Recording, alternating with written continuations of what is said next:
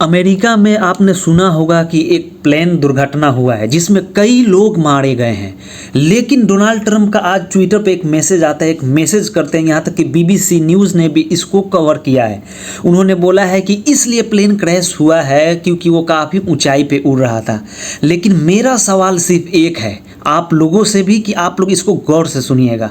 क्या Black Hawk helicopter उड़ाने वाले को इतना भी नहीं मालूम था कि इतने ऊंचाई पर जाने के बाद खतरा है? क्योंकि ब्लैक हॉक हेलीकॉप्टर दुनिया का सबसे एडवांस हेलीकॉप्टर है और उसको चलाने वाले जो पायलट होते हैं वो भी बहुत ही एक्स्ट्रा ऑर्डिनरी लोग होता है। फिर भी लेकिन ऐसा क्यों लग रहा है कि ट्रंप को छुपाने की कोशिश कर रहे हैं या ट्रंप को डराया जा रहा है? क्योंकि आपने नोटिस किया होगा कि पोटोमेक रिवर में जब वहाँ प्लेन क्रैश हुआ तो 67 लोग मारे गए हैं, जिसमें 41 लोग अभी तक नदी से बरामद कर दिए गए हैं। लेकिन ट्रंप और इस दुनिया के जो बड़े बड़े लोग हैं इस पे गौर कर रहे हैं कि अमेरिका को दबाने की कोशिश की जा रही है। अगर अमेरिका दबेगा तो इसका फ़ायदा किसको होगा? कौन से वो कंट्री है या कौन से वो लोग हैं जिसको सबसे ज़्यादा फ़ायदा होगा? ये ट्रंप को धमकाया जा रहा है कि तुम लिमिट में रह के काम करो। वो सब जानेंगे हमारे इस वीडियो में। आगे बढ़ने से पहले मैं बोलूँगा आप मेरे वीडियो को लाइक शेयर एंड सब्सक्राइब करें।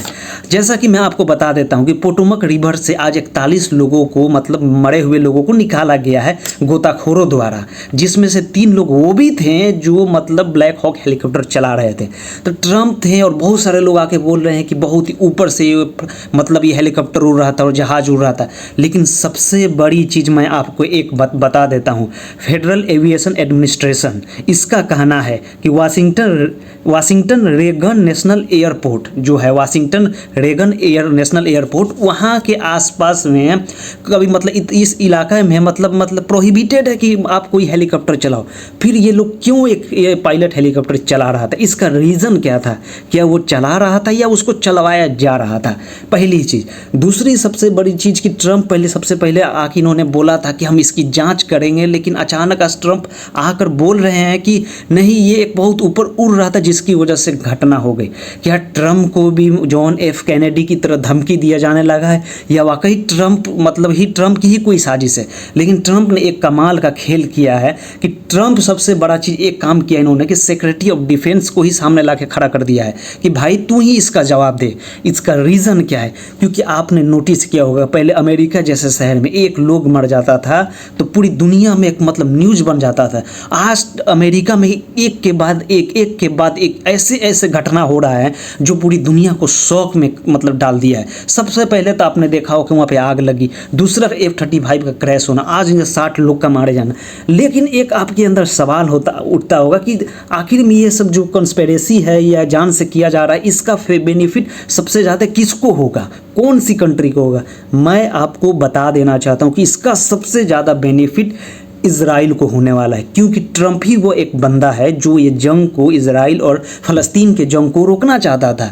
जो जंग अगर कई साल से चल रही थी, अप्रोक्स 1 साल 1.5 साल से चल रही थी, इसको ट्रंप रोकना चाहता था। लेकिन अगर ये जंग रुक जाती है तो इसमें सबसे बड़ा नुकसान किसका होगा? वो होगा नेतन्याहू का।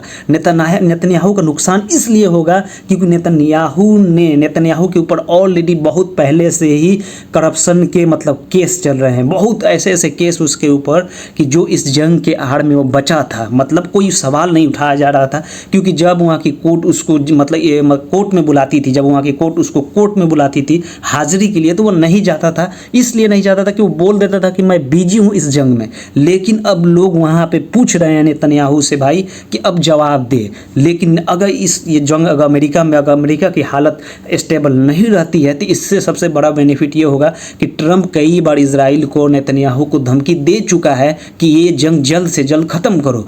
अगर ट्रंप अपने मसले में ही बिजी रहेगा तो कौन है वो सवाल उठाएगा? क्योंकि परसों सुबह 4 बजे के करीब में नेतन्याहू ने फ़लस्तीन के 20 लोगों को ऑलरेडी मार दिया है, क्योंकि ये सीज़ फायर को उल्लंघन करता जा रहा है, लेकिन कोई सवाल पूछने वाला नहीं है।